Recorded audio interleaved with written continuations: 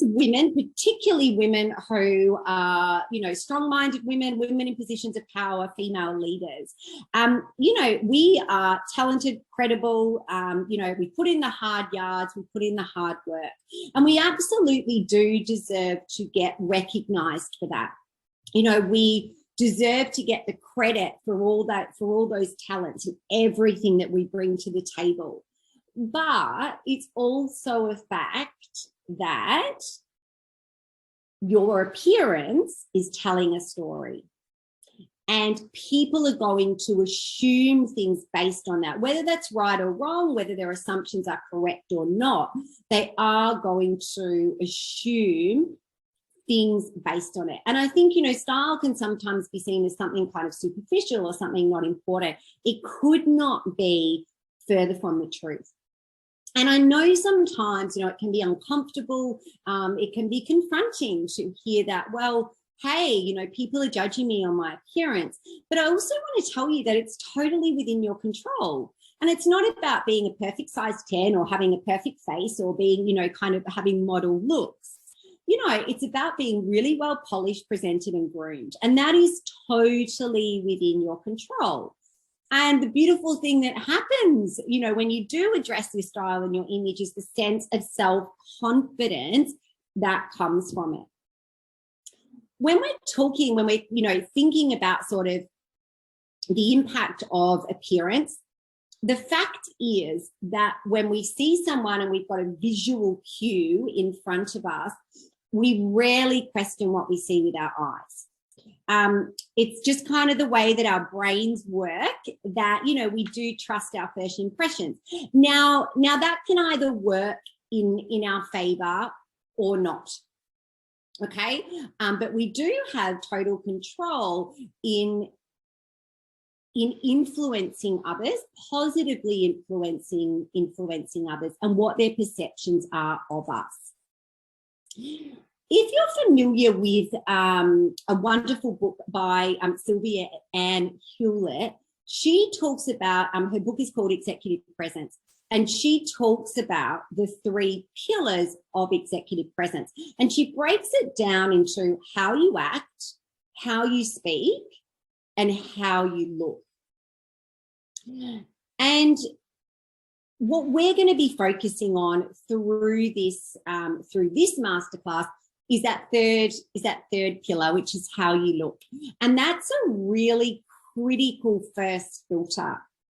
And we know that if your image isn't aligning with the message that you want to send, one, there's an incongruence there. But 2, you know, if you're not loving the clothes that you wear, then actually what you're doing is you're actually risking the success and the credit that you do deserve for all your hard work.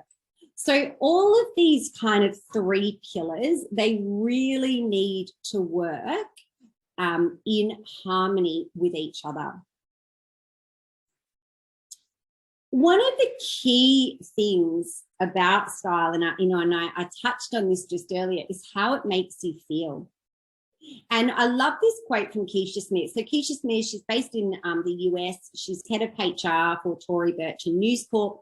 And I love this quote from her because she talks about, you know, having a style that I'm comfortable in. It breeds the inner confidence, which helps me to be successful. So there's this kind of linear relationship between how your style makes you feel, breeds this confidence. It gives you the confidence. What does that do? It equals better performance.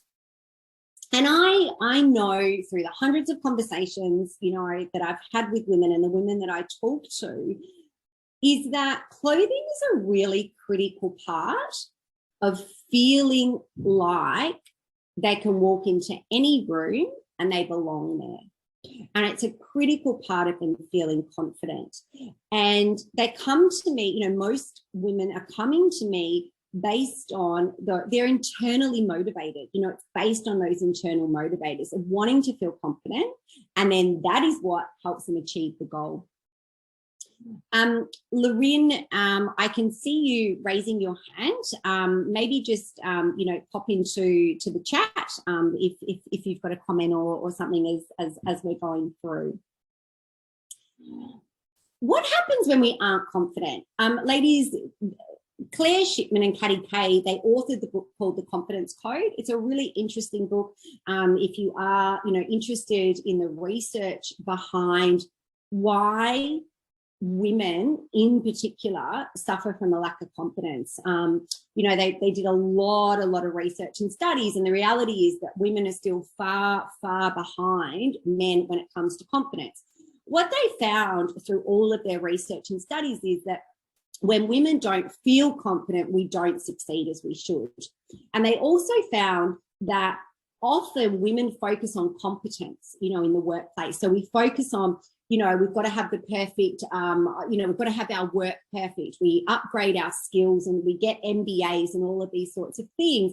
But actually, it's the confidence that matters just as much as confidence. And sometimes that is where women, we fail to focus on that confidence part.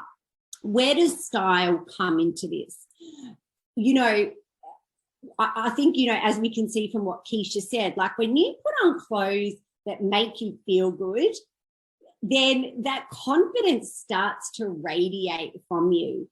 That then helps to elicit positive reactions in others. There's a really positive, very interconnected loop that happens between the way that we feel, in the morning when we're getting dressed, we walk out that door, feeling a certain way, and that confidence is going to be carried with us throughout the day. But on the flip side, what happens when we don't feel confident? So, these are just some of the impacts, that they found when we don't feel confident. We don't put our ideas forward. I can remember a client that I worked with, and she had got a promotion. She'd actually got a role with a different company, and it was a more senior role. And, she said to me, when I'm sitting around the table and there's like 8 other people there, I feel really self-conscious to put my hand up or put my ideas forward, because she didn't feel confident in how she presented herself. And she worried that they would be judging her on that. So she just didn't put her ideas forward. We don't speak up when we don't feel confident. We kind of retreat, we kind of go inwards, and we don't speak up. We don't go for promotions. Like, we don't put our hand up when we don't feel confident. We also don't demonstrate presence.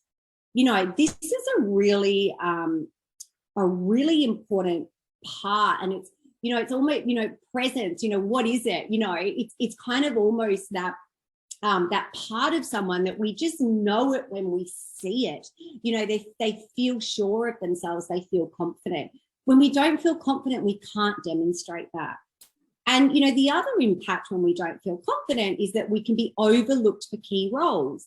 If you're in corporate, you've got to be out there kind of, being able to negotiate and be seen amongst, what can be kind of political games. If you're not confident enough to put yourself forward to, kind of network within the company and even outside of the company, you're going to be overlooked for key roles or promotions. The other thing that I want to just touch on now, and I've spoken, a little bit before about, how our appearance impacts others. This is some research I wanted to share with you. It was research conducted by Harvard Medical School and Massachusetts General Hospital. Now, they found that in 250 milliseconds, which is an incredibly short amount of time, colleagues would size you up based on competence, likability, trustworthiness, and they're sizing you up just based on your appearance. Now, that is an incredibly short amount of time. We know that when we first size people up, that impression is really sticky and it's hard to change. But again, this doesn't need to be something that we need to feel uncomfortable about, because what does it equal? It equals more opportunities for you to rise. It equals more opportunities for you to display the appearance and the style that is congruent with what you want to achieve.